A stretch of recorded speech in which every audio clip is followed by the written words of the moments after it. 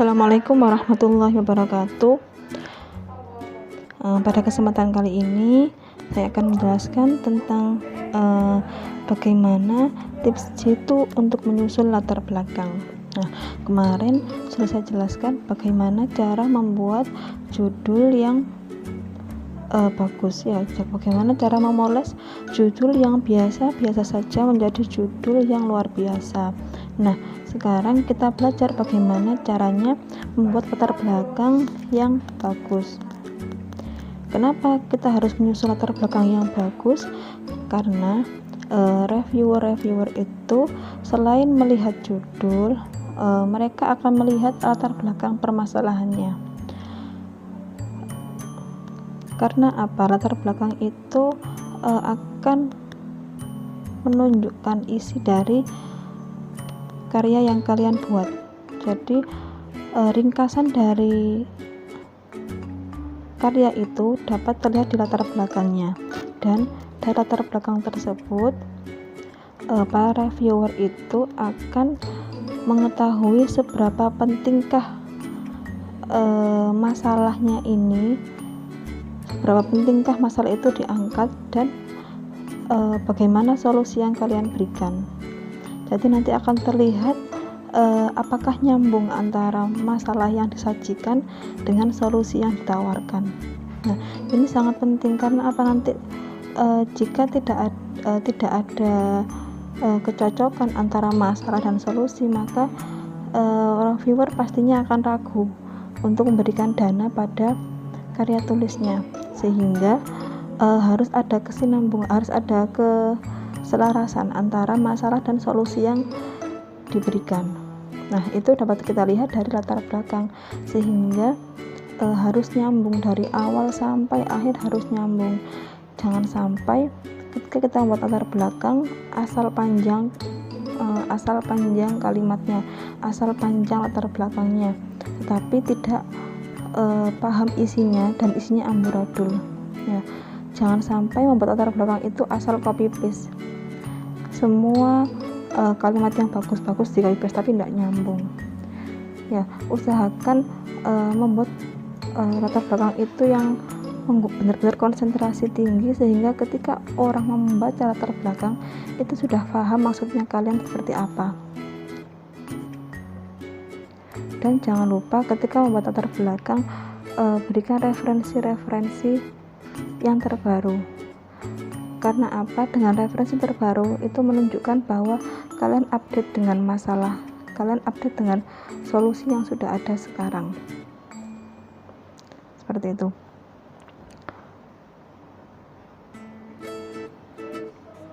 Di samping itu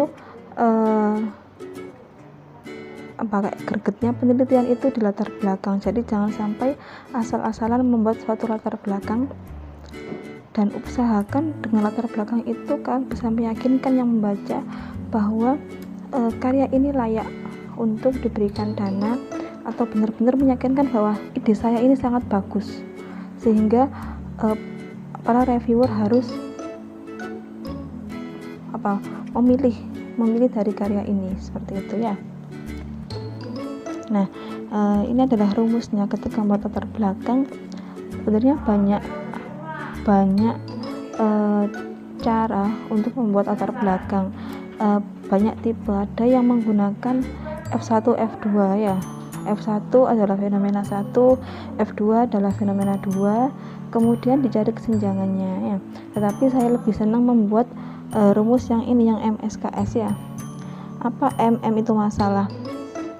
Kira-kira fenomena yang sekarang ada itu seperti apa? Masalah itu kita gali sedalam mungkin, sehingga nanti bisa tampak, yang baca bisa tahu, oh iya, ini tuh benar-benar masalah dan harus segera diselesaikan ya. Jadi masalah itu harus update. Usahakan dengan masalah itu ada referensi-referensi terbaru untuk meyakinkan bahwa ini adalah masalah besar ya. Dan yang paling penting dari poin masalah adalah masalah ini adalah masalah yang terjadi di sekitar kita, dan ada buktinya, bukti referensinya, bukan yang menurut kita masalah ya. Kenapa di masalah butuh suatu referensi? Karena meyakinkan bahwa ini adalah masalah objektif, secara objektif. Jika tidak ada referensinya, maka itu seperti masalah peneliti sendiri atau masalah yang diada-adakan sendiri oleh peneliti, sehingga harus ada referensi-referensi dari sumber yang lain bahwa memang fenomena tersebut merupakan suatu masalah yang terjadi di beberapa wilayah seperti itu misalkan ya. Kemudian S ya, skala dari masalah itu. Nah, ini juga merupakan data yang untuk mendukung masalah tersebut. Kira-kira masalah ini terjadi di mana saja, seberapa besar masalah ini terjadi. Ya. Nah, di sini saya jelaskan persentase masalah dari skala besar ke skala kecil. Maksudnya bagaimana? Nah, misalkan kalian mengambil masalah terkait dengan diabetes mellitus misalkan. Dijelaskan bahwa diabetes mellitus ini penyakit yang terjadi di seluruh dunia. Hampir 90% warga di negara A menderita diabetes mellitus misalkan gitu ya. Jadi skala besar ke kecil itu maksudnya adalah dari skala internasional, data internasional, kemudian data di nasional, data di provinsi ya, terus data di tempat kalian penelitian ya. Jadi secara berjenjang, semakin banyak data yang dimasukkan maka semakin bagus.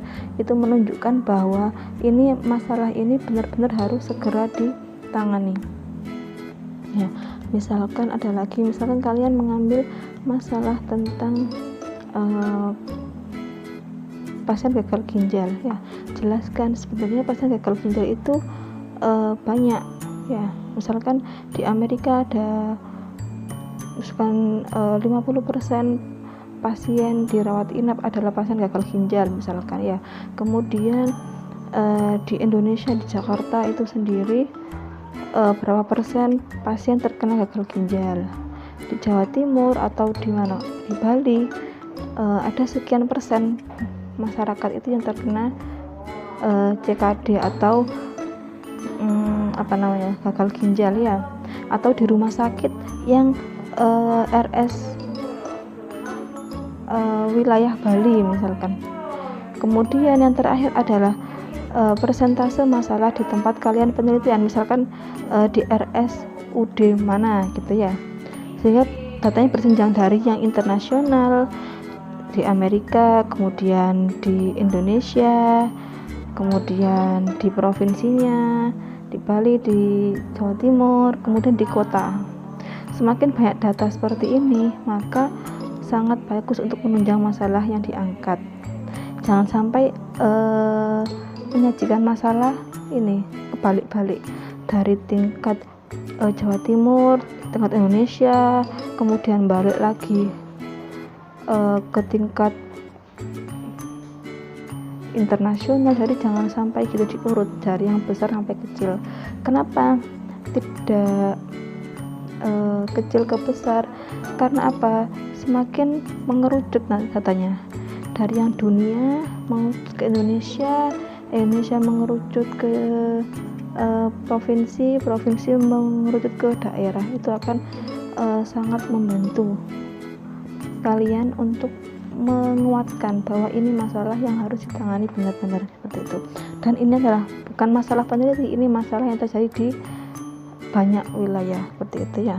Nah, khusus untuk kalian yang membuat PKM kewirausahaan, pada bagian skala ini yang diangkat adalah peluang usaha.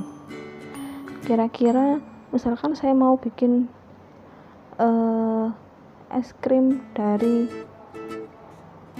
ubi misalkan. Nah, jelaskan di skala kira-kira berapa orang sih yang sekarang suka es krim. Dijelaskan berapa persentase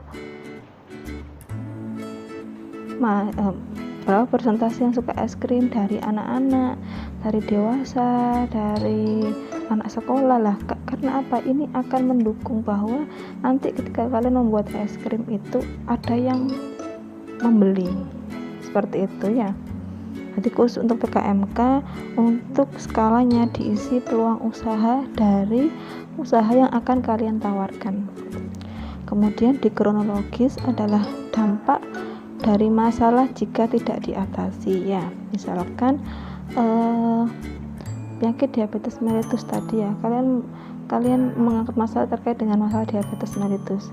Nah, kira-kira dampaknya apa kalau diabetes ini tidak diatasi segera? Misalkan akan menyebabkan terjadi beberapa komplikasi baik mikrovaskuler maupun makrovaskuler, yang mana nanti akan meningkatkan biaya pengobatan pasien. Selain dampak ekonomi, terjadi pula dampak secara sosial, dampak secara psikologis pasien itu sendiri dan lain-lain. Jadi jelaskan bahwa masalah ini harus diatasi. Kalau tidak diatasi maka dampaknya akan kemana-mana, yang mana nanti akan banyak kerugian yang didapatkan ketika masalah ini tidak diselesaikan. Intinya seperti itu ya. Kemudian di solusi ini, uraikan solusi kalian. Saya membuat suatu produk rawat luka kit set wound care kit misalkan, agar pasien-pasien itu bisa merawat luka diabetesnya, luka gangrennya secara mandiri misalkan. Boleh kalian gambarkan.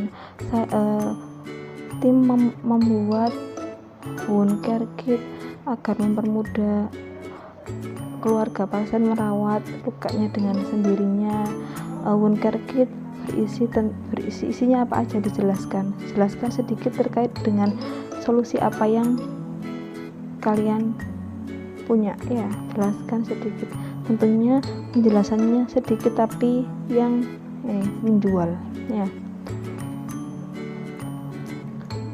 Misalkan wound care kit selama ini belum ada, dan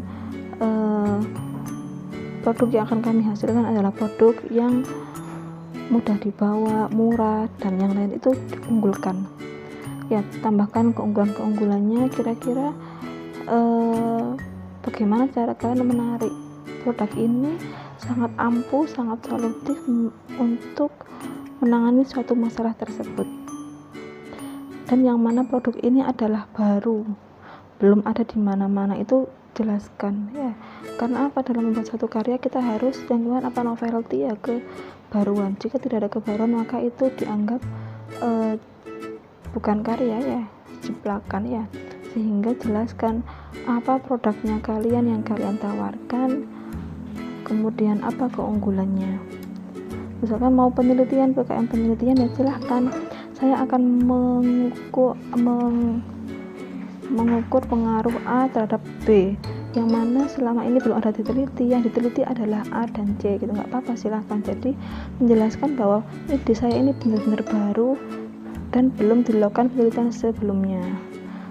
Manfaat dari penelitian ini misalkan jelaskan, nanti dengan adanya penelitian ini diharapkan bisa menjadi terobosan baru terkait dengan perawatan pasien diabetes di rumah. Boleh, jadi silakan diunggulkan produknya sendiri, sehingga ketika orang membaca yakin dari masalahnya sudah oke, dari skalanya oke, ini masalah besar, ini masalah besar harus segera ditangani. Kemudian dari kronologisnya oke, nanti kalau nggak ditangani dampaknya besar, ini nanti kasihan masyarakat misalkan gitu ya.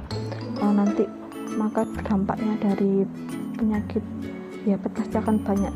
Kemudian kalian memberikan solusi, oh benar, ini berarti masyarakat itu perlu wound care kit ini perlu sekali, biar masyarakat nanti bisa mengurangi dampak-dampak tadi yang di atas tadi begitu ya. Jadi sangat bermanfaat bagi masyarakat ya. Jadi itu diingat-ingat. Untuk latar belakang cara membuatnya adalah MSKS, masalahnya seperti apa, skalanya seperti apa, kronologis dan solusi. Nah, jangan lupa pakai referensi atau daftar pustaka yang bagus. Bagaimana cara kalian mensitasi, mengutip dari karya orang lain, silahkan dari latar belakang ini diperkaya referensinya ya, sehingga nanti membaca juga senang. Jangan sampai kalian itu ini ya, memberikan kalimat misalkan diabetes adalah penyakit, nah minimalkan ada definisi di latar belakang. Definisi adanya di tinjauan pustaka di bab 2, bukan di latar belakang ya. Jadi minimalkan yang namanya definisi. Ingat-ingat ya, jangan sampai membuat latar belakang itu asal panjang tapi tidak nyambung. Itu malah membuat yang baca males untuk membaca. Yang sedikit tapi berisi lebih bagus daripada yang panjang tapi lari kemana-mana yang diomongkan ya. Baik, selanjutnya, nah ini contoh masalah mungkin terlalu kecil dilihat ya. Jadi di sini kita lihat bahwa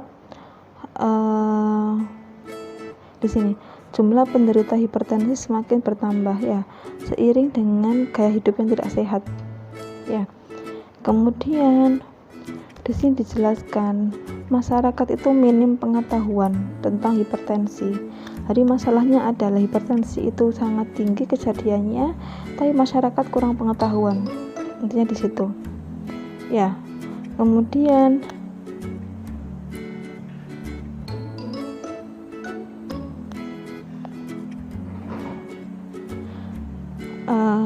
dan di masyarakat itu pun kurang pengetahuan dan tidak ada kegiatan bagaimana pencegahan hipertensi itu sendiri ya di sini.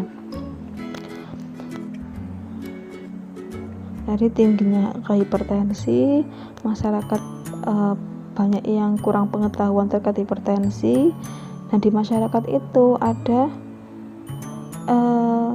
kader kesehatan yang mana mereka pun masih kurang pengetahuan terkait dengan hipertensi. Ya, masalahnya itu di sini ya. Kemudian ini skalanya. Seperti yang saya jelaskan tadi, dari skala dunia di Indonesia ya. Kemudian ini di Surabaya ya. Di dunia ini ya, di dunia hampir 1 miliar orang menderita hipertensi ya. Kemudian di Indonesia sekian ya, tertinggi di Provinsi Kalimantan Selatan ya, ini jadi di Indonesia. Kemudian semakin menurut ke bawah di menurut ya, di Surabaya. Jadi datanya ada data dari dunia, tingkat dunia, Indonesia, kemudian di lokal ya. Jangan sampai kebalik-balik biar nanti yang baca pun tidak bingung. Kemudian ini kalau PKMK ya, intinya adalah peluang usaha ya, di sini ya. Ini menjelaskan kira-kira berapa orang yang menyukai soft drink, berapa orang yang menyukai es krim ya, dilihat. Jadi nanti kelihatan, oh masyarakat itu sukanya minum apa, minum es krim. Oh masyarakat senangnya minum apa, sekarang soft drink. Nanti akan terlihat, sehingga ketika kita mau membuat produk pasti pasarnya akan ada seperti itu. Jadi nanti tidak mungkin karyanya ini ketika sudah dibuat es krimnya tidak terjual, tidak mungkin, karena sudah dilakukan analisa pasar ya. Kemudian ini kronologis ya. Jadi kira-kira dampaknya apa ketika masalah hipertensi tidak ditangani ya. Ini biaya yang dikeluarkan lebih mahal ya, kemudian membebani masyarakat yang ekonomi menengah ke bawah.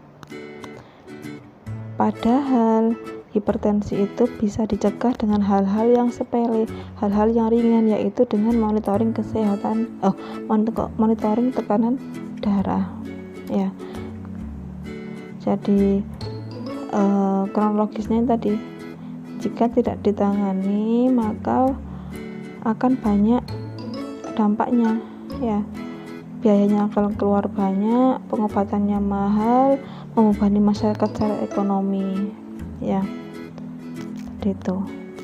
Padahal sebenarnya hipertensi itu bisa dicegah dengan hal-hal yang mudah dan murah ya, seperti monitoring tekanan kesehatan, program hidup sehat, kemudian aktivitas fisik dan diet yang sehat ya, seperti itu.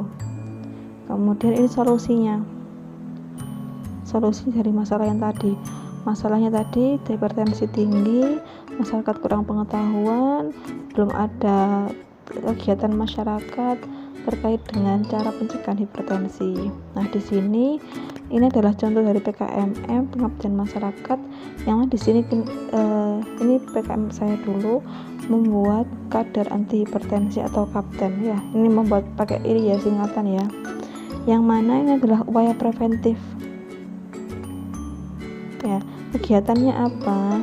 Melatih ibu-ibu kader untuk mengukur tekanan darah, untuk mengontrol tekanan darah masyarakat secara rutin ya. Kemudian edukasi juga, jadi cocok ya. Masalahnya itu masyarakat kurang pengetahuan, kurang edukasi, kurang adanya kegiatan-kegiatan yang menunjang pencegahan hipertensi. Solusinya adalah dengan membuat kader anti hipertensi.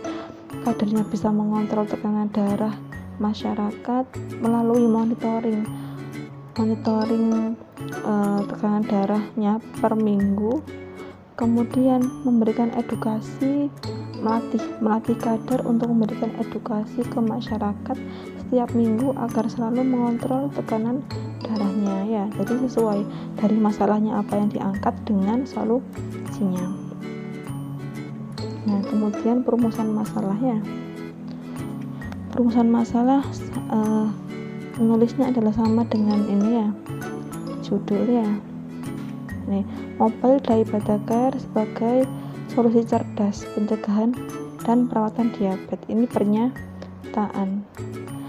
Kemudian rumusan masalah diganti menjadi pertanyaan. Dengan apa? Ditambahkan kata tanya. Jelas ya. Jadi menyusun perumusan masalah itu dengan menambahkan kata tanya di depannya judul ya. Dilihat ini, Mobile Diabetes ini sama. Yang beda adalah menambahkan kalimat apakah ya. Kemudian tujuan, ini jawaban dari rumusan masalah ya. Baik, kemudian ini contoh-contoh yang saya punya terkait dengan PKM yang sudah ada. Ini bukan PKMP ya. Ini rumusan masalahnya. Nah, ini rumusan masalahnya. Ini PKMP terkait dengan pembuatan nanopartikel zinc oxide dengan menggunakan metode mechanochemical ya. Jadi ini membuat nanopartikel kecil dengan metode baru, mechanochemical ya. Habis membuat, lihat pengaruhnya ini ya. Tujuannya ini, kira-kira apa jawabannya setelah membuat nanopartikel zinc oxide? Maka tujuannya adalah menghasilkan materialnya yang berukuran nano ya. Kemudian mengetahui bentuk dan ukuran nanopartikel zinc oxide dengan karakterisasi SEM dan PSA. Mengetahui struktur mikron nanopartikel zinc oxide dengan menggunakan X-ray diffraction. Tujuan nomor 2 dan 3 itu menjawab pertanyaan nomor 3. Kemudian yang nomor 4, mengetahui kecepatan HEM terbaik dengan menghasilkan zinc oxide berukuran nanopartikel. Yang tujuan nomor 4 ini menjawab rumusan masalah nomor 2 ya. Jadi tujuan ini adalah menjawab dari rumusan masalah. Jelas ya. Kemudian ini PKMK. Jadi PKMP apa karakternya? Ini bagaimana pengaruh kecepatan. Jadi ada kegiatan penelitiannya, mengetahui pengaruh kecepatan terhadap ukuran partikel. Nah, kemudian pada PKMK apa yang harus ada di rumusan masalah dan tujuannya? Intinya adalah profit. Kalian harus menyantumkan terkait dengan potensi profit,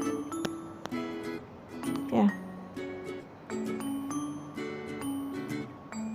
Nah, di tujuannya ada ini, keuntungan, menjelaskan keuntungannya, ya.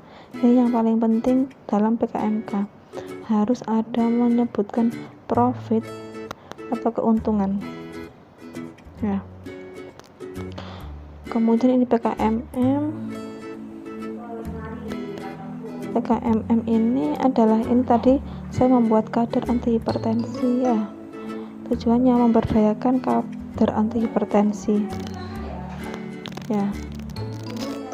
Jadi nanti tujuannya adalah ada pemberdayaan kader.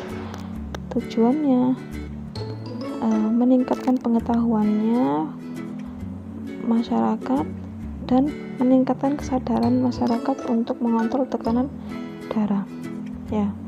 Jadi kalau PKMM ketika ada pemberdayaan ya dijelaskan bahwa kegiatannya pemberdayaan, ya. Ini perumusan masalahnya sama ya seperti judul, ditambahkan kata tanya. Ini juga tadi ya didahului atau kata tanya. Udah, kemudian PKMT sama ya, ini dikasih tanda tanya. Nah, PKMT ini membuat suatu teknologi. Di sini contohnya membuat suatu teknologi tes hematokrit digital atau THD. Tujuannya apa? Mengetahui kekentalan aliran darah dengan tes hematokrit digital, ya. Jadi menguji alatnya ini kira-kira apakah bisa digunakan untuk mengetahui kekentalan aliran darah, seperti itu ya. Ini untuk PKMT. Ini untuk PKMKC Karsa Cipta. Ini judulnya, Monas sebagai media bermain untuk membentuk karakter anak cinta Indonesia, ditambahkan kata tanya. Tujuannya yang membuat produknya ini, monopoli ini sebagai media bermain membentuk karakter anak cinta Indonesia, mengenalkan kepada anak Indonesia tentang keanekaragaman budaya Indonesia, ya.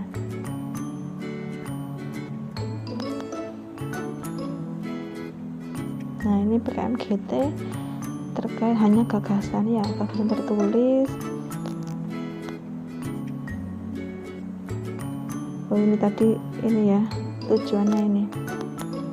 Nah, kalau gagasan tertulis maka ini hanya sebatas gagasan, tidak dilakukan, hanya sekedar opini-opini kita, ide-ide gilanya kita.